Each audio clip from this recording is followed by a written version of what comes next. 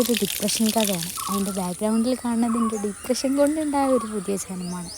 ഞാൻ ഇന്ന് എന്തോ ഒരു കാര്യത്തിന് ഞാൻ എൻ്റെ ലൈഫിൽ ഏറ്റവും കരഞ്ഞിട്ടുള്ളതെന്ന് വെച്ചിട്ടുണ്ടെങ്കിൽ എൻ്റെ ഉപ്പച്ചി മരിച്ച ടൈമിലാണ്.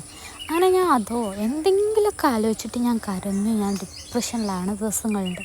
ആ ദിവസം ഞാൻ കോളേജിലേക്കും പോകില്ല, എനിക്കൊന്നിനും ഒരു മൂടുണ്ടാവും. അതേപോലത്തെ ഒരു ദിവസമായിരുന്നു ഒന്നും.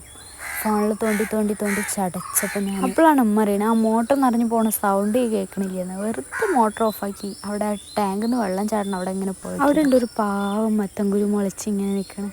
കുറേ ദിവസം അവിടെ ഇങ്ങനെ നിന്നാൽ അത് വെള്ളം ചാടി കേട് വരുമെന്ന് എനിക്ക് മനസ്സിലായി. അപ്പം ഞാൻ മെല്ലെ അതിനെ പറിച്ച് നേരെ കൊണ്ടുപോയി കുഴിച്ചിട്ട് 2 വാഴൻ്റെ നടുവിൽ അതിന് പേടിയാവാത്ത രീതിയിൽ സേഫാക്കി കുഴിച്ചു. എന്തോ ഞാൻ ചെയ്തതൊരു ചെറിയ കാര്യമാണെന്ന് എനിക്കറിയാം. പക്ഷേ ഇത് കഴിഞ്ഞു. ഞാൻ നല്ലോണം മുഖമൊക്കെ കഴുകി അകത്ത് കയറിയപ്പോൾ ഞാൻ എന്തിനാ ഡിപ്രഷൻ അടിച്ചിരുന്നേന്ന് എനിക്ക് തോന്നിപ്പോയി.